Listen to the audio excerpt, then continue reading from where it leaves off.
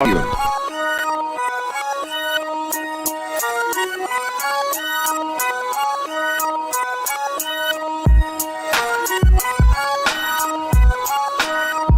to Outta Pocket. Here's your host, Michael Davis.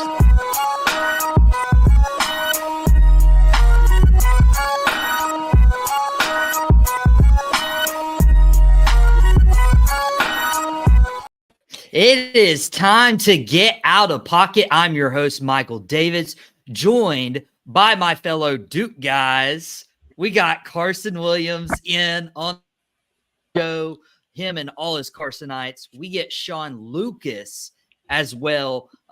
Don't necessarily agree with your NFL team choices, but I do agree with your college basketball team choices. And we're going to talk some hoops today. We're going to talk more NBA, but we're going to kind of merge the NBA and college scene. Now, if you guys are watching us live during your lunch break, 12:30 to 1 o'clock p.m. Eastern time, you guys can comment on our YouTube channel, and your comments pop up on the screen. So you can interact with the panel. You can steer the conversation the way you want it to be steered. If you guys have a question about the NBA draft or the NBA playoffs, we'd love to hear it. We'd love to hear your thoughts and get you to be a part of the show with us. Desmond Johnson will be back tomorrow afternoon when we talk more Charlotte Hornets, when we talk more Top Rope Tuesday as well. But right now, we had the NBA draft lottery this past weekend. Okay. We had the NBA draft lottery actually yesterday afternoon. And it was interesting because everybody thought the Detroit Pistons was going to be the number one overall pick. There were a couple other teams, vying for it. Charlotte had the third best odds. Charlotte dropped to 6. We'll talk about what they could do tomorrow on Out of Pocket. But we had the Atlanta Hawks go from a play-in team to the number one overall pick. And guys, I was thinking about this because no other professional sports league does this. No other professional sports league has a lottery aside to where a team who finished middle of the pack, who was actually in the play-in tournament, who could have been a playoff team in the top 8 seeds of the East, now has the number one overall pick. To me, that seems a little unfair. And when you start going into the metrics, who knows if we can completely trust the process and how the NBA gets their number one overall pick and setting the lottery draft order. So I wanted to pose to you guys. We'll talk about what Atlanta can do with this pick as well. Are you a fan of the NBA draft lottery, or do you think the NBA should get rid of it in terms of a format like the NFL uses, where it is strictly on a team's record? Carsen, I'll pose that to you first. Yeah, I don't think that they should go to the NFL format. I think that just kind of encourages tanking, which isn't really good for the game. I was looking at just the history of the lottery, just wanting to see like when it popped up, when it changed, how it's changed.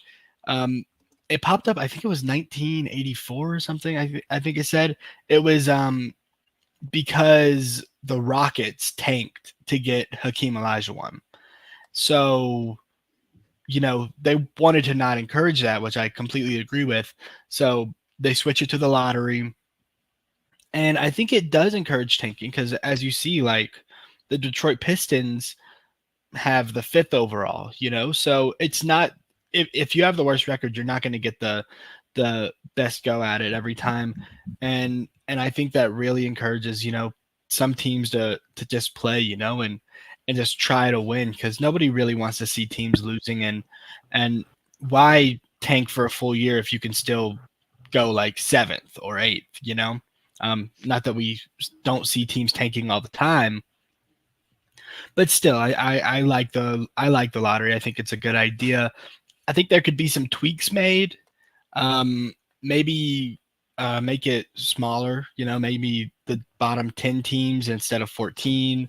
I think a play-in team having a chance to go number one is kind of, I don't really like that very much. I think that it should be the bottom of the barrel teams, but maybe just make it top 10. The first 10 picks are lottery, and any of those teams have a chance to go number one. And then after that, it can be more based on record. stuff like that. So I don't want to do away with the lottery as I've seen some people say, but I think it should be tweaked to kind of prevent this, Yeah, it could very well be tweaked. Shawn, when you think about the NBA draft lottery, are you a fan? Do you wish they'd go away to more of a NFL format? What do you say? Mike, I'm gonna go ahead and say it. Let's get rid of it. I just look at all the years, the teams that deserve that number one pick. And Detroit, like we said, we talked about them earlier about a couple weeks ago on the show right here out of pocket. They were atrocious this year. They were not good basketball to watch. Monty's on the hot seat right now. We don't know what's going to happen with the coach over there. But if you get rid of the draft lottery and reward this team, and like Carter said, put some stipulations in if you're going to get rid of it. Make sure that your players that are your what you consider your star players play X amount of games throughout the season so that you do earn the right to have that number one pick. But for a team like Detroit, if you could draft number one versus number 5, you could get a player in there and start rebuilding the process of a team versus not having to wait to the field pick and that best person on the board that you probably were looking at. Because 9 out of 10, Detroit probably was thinking going into the draft lottery night, we're going to win the number one pick. But it's just, I never liked it. I think about when the Bobcats had it. Well, they're not in the Bobcats. When the Hornets had it, they were the Bobcats then. They could have got Derrick Rose that year. And I'm not a Hornets fan, but I watch a lot of Hornets games because I live in the Carolinas. They could have got Derrick Rose. Derrick Rose went to Chicago. I think about 97 with Duncan, when Duncan was coming out of Wake Forest. The Spurs got Duncan that year, 5 championships later with Duncan. Even though the Celtics could have got him, and he probably could have brought 4 or 5 championships to the Celtics, which I would disagree because I'm a Lakers fan. But I just feel like the worst team should get the best player. That's where I think the NFL gets it right now. I don't encourage tanking, but it's got to be some stipulation. If you're going to get that number one draft pick, make these guys play X amount of games so that we can say you weren't trying to tank or trying to throw games. So that's how I feel on it. I think it's time to get rid of it. Yeah, it would stink because Detroit now has the 5th overall pick. By the way, shout Ashlyn for showing us some love on Out of Pocket. You can comment just like Ashlyn did on our YouTube channel and be a part of the show, or you can be, a part of the show like Trevor saying the old iteration of the lottery gave the Bulls the hometown kid Derrick Rose with a 1% chance. It's fun that stuff like that happen, and there might be those fun stuff. But this is, guys, this is a 6-year straight. The worst record won't obtain the number one overall pick, which means they're not getting the help they need. Atlanta, yes, this might propel them to be a playoff team. It might propel them to be a 5th or a 6th seed, depend what they do. Trevor also brought something up in the YouTube comments that I want to touch on here in just a second. We'll pop that comment up. But Detroit's picking 5th this year. And when you have that, it's very frustrating for a team who really needs that pick. I don't think they went for it. And Des bring it up. That's exactly the thing. And it's just without the lottery, like he said, you're just going to see tanking every year. And with this, it's like, don't rely on the draft, make your players play, make your GM work, make your coaches coach. Don't rely on the draft to get better every year. Make your players improve. Like, we want to see real improvements. We don't want to just see new players. This isn't college, we want to see real improvement. And if you get rid of the lottery, that'll stop. We'll just see teams relying on the draft and trying to get the number one overall pick every single year until they've built up a stockpile of number one picks. And I don't want to see that. Yeah, it's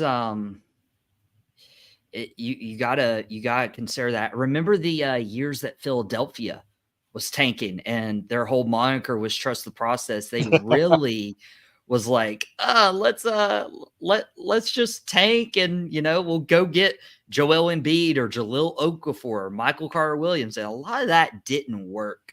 Wanting to try a little layout here so we can get some comments in and not block our faces. Trevor saying, if we don't have a lottery, we'll have the process from every team. Yep, exactly where I was going with it. No one enjoyed the process until now, where it's actually worked out for Philadelphia. It wasn't, they were getting all these top picks. It was just they hit on one of them. but Trevor's very active in the comments. It resulted in being second round exit Exactly. merchants. The process didn't even work. It didn't work. They got one guy. They got Joel Embiid, Michael Carter Williams. They haven't made to reach the championship yet. Right. They haven't made the championship. Jahlil Okafor, Duke guy, bust. Like, it didn't work for them. It didn't work. Everybody pretends that the process worked, and it didn't. Yeah. And here's another Trevor Everett comment. By the way, if you've never seen his work with the 2 Pointers podcast, you 100% should. He's saying the Hawks should trade Trae Young and draft Rob Dillingham. Now, that's an interesting point. I did want to bring this up today, so it's really good that Trevor mentioned the YouTube comments, because now there's reports that the Atlanta Hawks might explore trading Trae Young. Do you guys – I got to pose this. Would you rather Atlanta trade Trae Young, or would you rather them trade this number 1 overall pick and try to surround Trae Young with the right pieces? Shawn, I'll pose that to you first. I was kind of up in there on that right there, Mike, because I'm not a big Trae Young guy. I watched a lot of his games on Atlanta TV with the Hawks. He's got some good nights, then he's got some cold nights. I just felt like he wasn't the type of player I would have took with the pick they took him with. But I concur with this.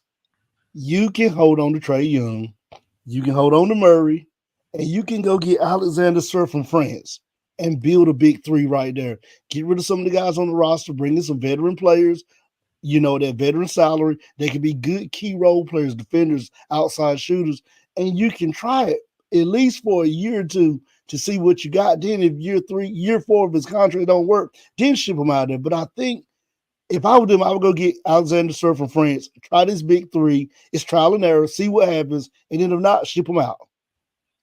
Yeah, Carsen. I don't know. I am higher on Trae Young. I think he's a just incredible shooter, incredible ball handler, pick and roll creator.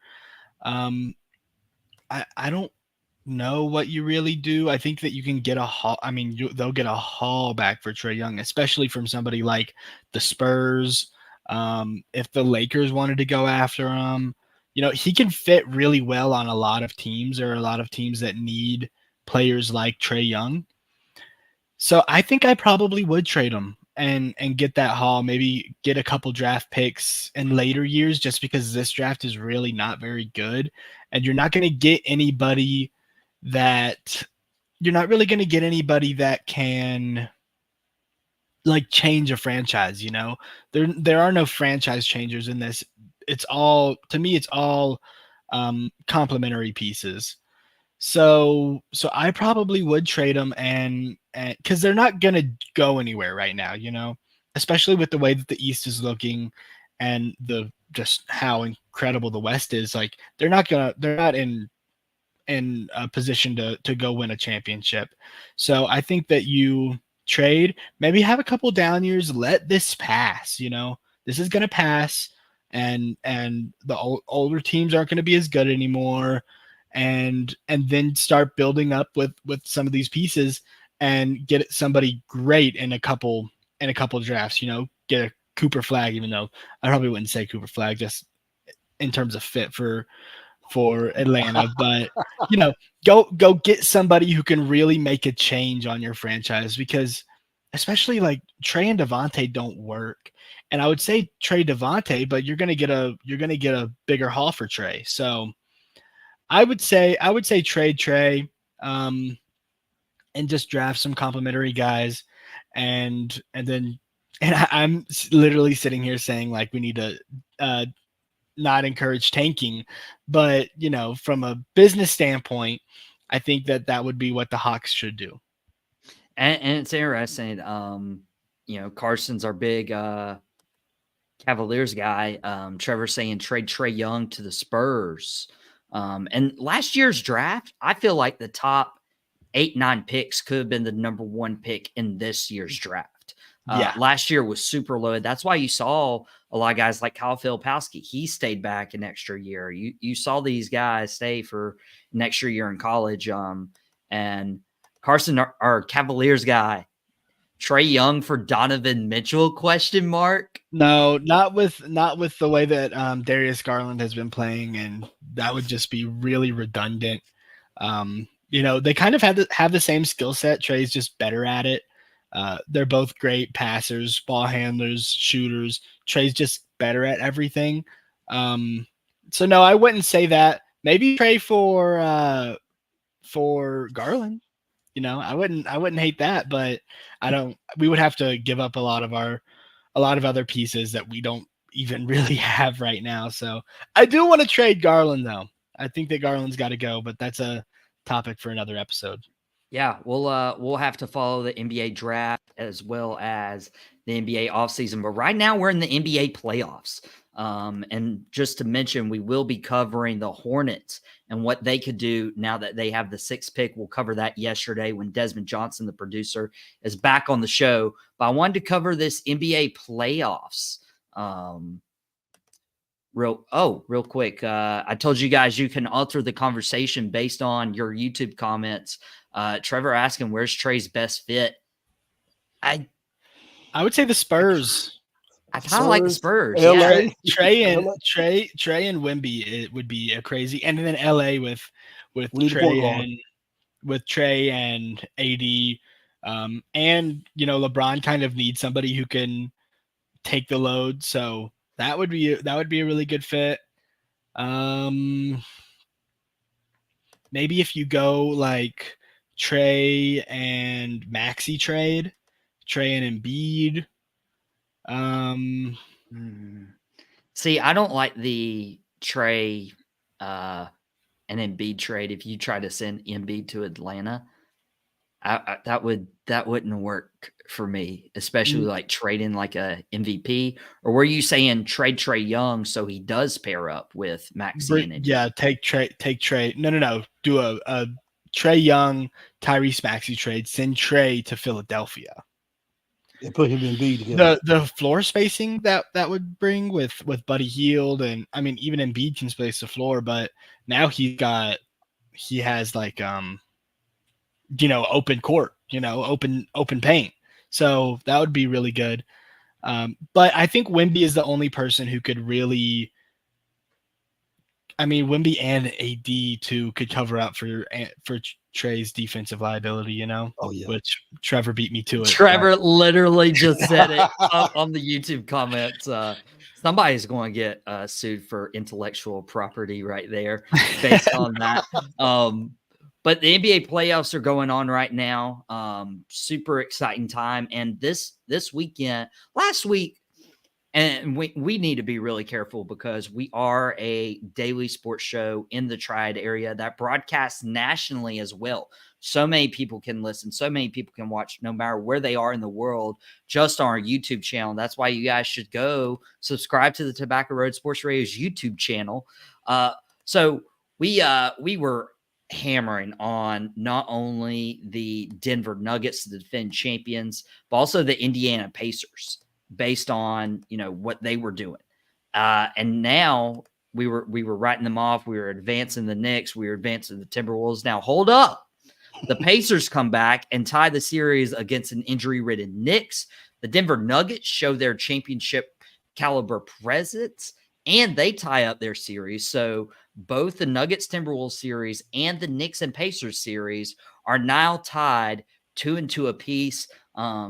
I want to ask you guys, and I'll start with Shawn first. Were fans justified in writing these teams off? And based on what you've seen so far, do you think the Nuggets or the Pacers have a better chance of coming back down 2-0 to win their respective series? What do you think, Shawn? Mike, I'm guilty. I wrote off the Nuggets. I didn't write off the Pacers, but I wrote off the Nuggets because I looked at game 1, game 2 where Ant-Man, Rudy, and those guys in Minnesota were able to do to Denver on their floor. And they were able to lock them down on defense, get a lot of turnovers, score a lot of points on turnovers, and pretty much run away with the game. I thought this weekend it would be a sweep 4-0. Denver, you're out of here. Moving on to the Western Conference Finals. But as you said, Denver showed their championship caliber team by winning 2 on Minnesota's floor. I think out of all the games, this one right here will be done in 6. I still believe in what Minnesota was able to do in Denver. I think Minnesota just probably came and laid two bad eggs at home. You wouldn't expect that being the way they took care of business in Denver.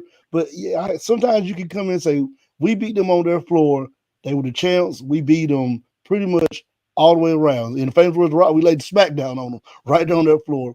So we should be able to come back home and take care of business, but they won't. So I feel like still this one will go 6. Now, I didn't write off the Pacers because a lot of people forgot they were playing the Lakers for the inaugural in-cup season tournament cup for that game right in the final game between the Lakers, and they were a good team. I just feel like New York will be able to pull out in 7 because I want to see New York and Boston in the Eastern Conference Finals. I think that'll be better TV rating, a better market. But Indiana, they're a good team. They're a good team. They can shoot the ball. They can spread the floor. I always say they're one of the best teams to watch when it comes to spreading the floor. But I think New York in 7, but New York's got to get more rotation than just the 5 or 6 they're using. But New York in 7, Minnesota, I'm still sticking with it in 6. Now, before Carson comments on these playoffs, we just had some breaking news happen in the NBA, and particularly for the Charlotte Hornets. This is why we do a live show in the afternoons for your lunch break. Trevor from 2 Pointers doing great stuff in the comments today. Breaking Hornets news, Bulls assistant Josh Longstaff joined the Charles Lee's staff. Charles Lee just got hired last week. We talked about that on Thursday's episode of Out of Pocket. You guys can go back and watch that on demand on the Tobacco Roads YouTube channel. That's why you should subscribe.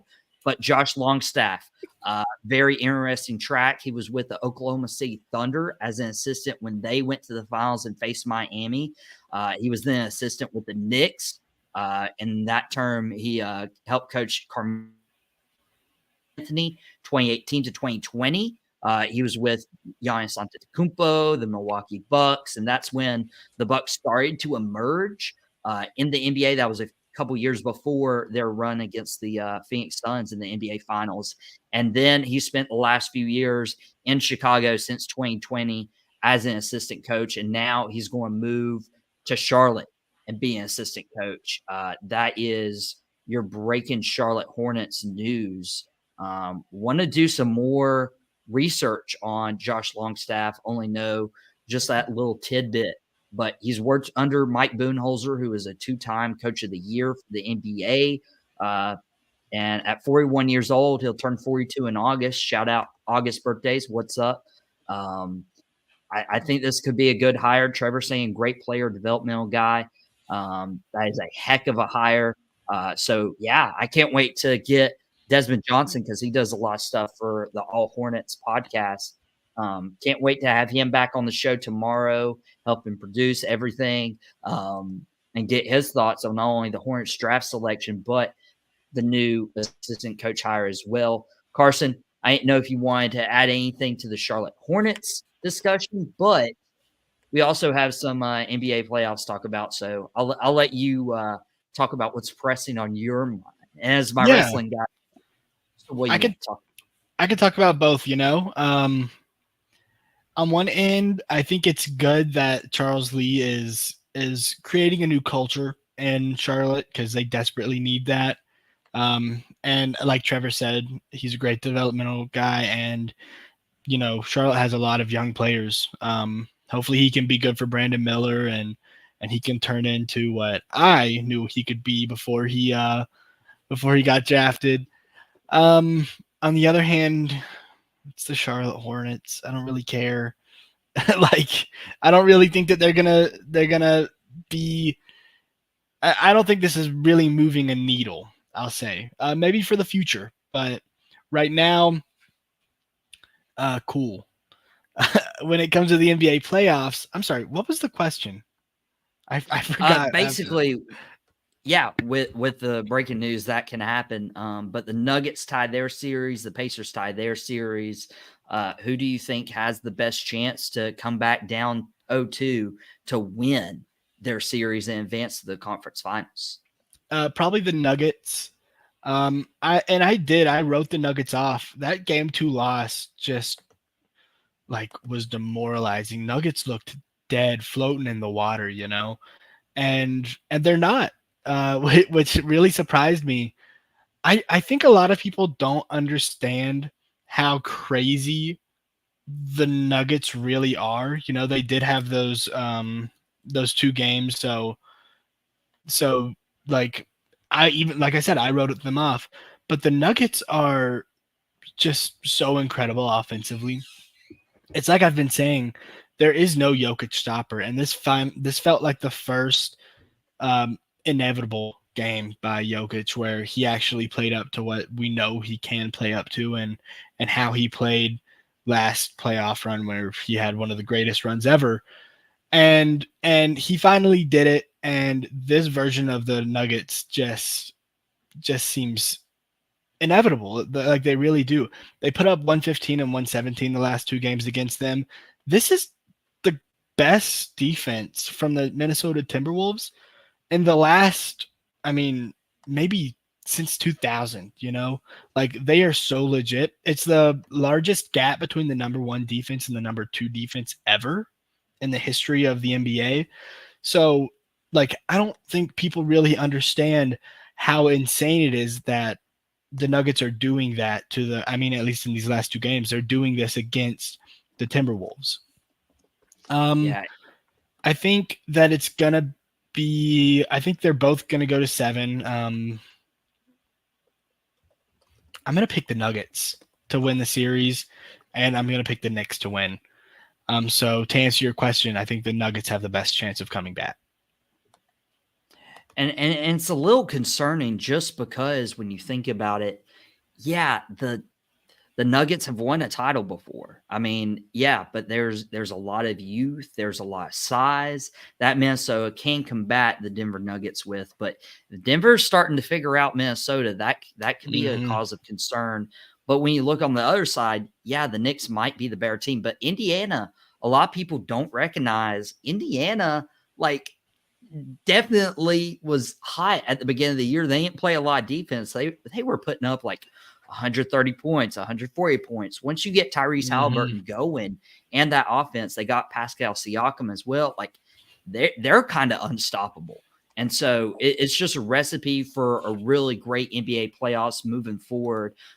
Everybody knows we always end our show. It's a quick 30 minutes during your lunch break. We always end it with the lovely That Aged Well segment. And since we are in the thick of playoffs, we got the Celtics and Cavaliers tonight, and then we follow that up with the Thunder and Mavs. Celtics currently lead that series 2-1. Mavs lead their series 2-1. I'm going to ask you guys to give your predictions for both games real quick. We only got a couple minutes left, so we'll try to take 30 seconds each and then close the show. Shawn, I'll give it up to you first. I'll keep it quick, Mike. Celtics, Mavericks. I'm going with experience. Shawn's going Celtics, Mavs because of the experience. Carson, where are you going for? Yeah, I'm going to go Celtics Thunder, actually. I have a bone to pick with both of y'all. And Desmond, I know you're listening. I got a bone to pick with you, too. I don't know. Do you want to be invited back on the show? Like, I'm vouching for you, bro. Like, that's going to kick you off. You call him out like that. I don't know what any of you guys were thinking on Friday. Oh, no. I don't know. Was it you, Shawn, or was it Trevor? Maybe I have a bone to pick. Trevor. I think I have a bone to pick with Trevor, too. I don't know what you guys were thinking. You guys said that the Mavs and Cavs had like an equal chance to win their series. No. The Cavaliers are vastly inferior to the Celtics. Vastly inferior to the Celtics. And the Mavericks and the Thunder are playing, they're basically on an even playing field. You know, I know that the Mavericks have been a little hurt. I get that logic. I was shocked. I was sitting there going, I don't know what any of I'm gonna pull it up. I'm gonna pull it up, Trev. I know you did. Because I was thinking, wow, even Trevor. No, it's the Celtics are going to destroy the Cavs. The Cavs have no shot against the Celtics. Now, the Thunder Mavs that's going to be a good series. I'm going to go Thunder this game because PJ Washington has been going nuclear for the past 2 games, and I don't think he's going to keep doing that for the Mavericks. Well, they're not poverty. You watch your mouth, Trevor. Hey, now I'll say this. Trevor was like, "Hey, maybe Carson's using some reverse psychology." Yeah. That might be the case. And if you notice, I was, using that last year. It propelled Miami to the NBA Finals before they lost to Denver. And then, of course, I'm hyping them up. I'm like, they got the Celtics, and then Jimmy gets hurt, and then all of that fell through.